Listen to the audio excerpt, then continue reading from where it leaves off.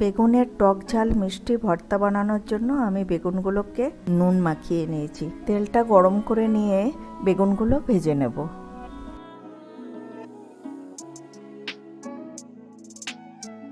এবার একটা বাটিতে 2 টেবিল চামচ দই নিলাম, 1.5 চামচ চিনি, স্বাদ মতো নুন আর ময়দা দিয়ে ভালোভাবে ফেটিয়ে নেব।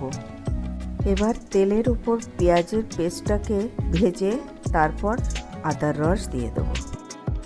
এবার জল, লঙ্কা, নুন, হলুদ, ধনে পাউডার, আগে থেকে ফেটিয়ে রাখা দই দিয়ে ভালোভাবে মিশিয়ে নেব। এবার বেগুনগুলো এর মধ্যে দিয়ে দেব। ফুটে উঠলে নামিয়ে দেব।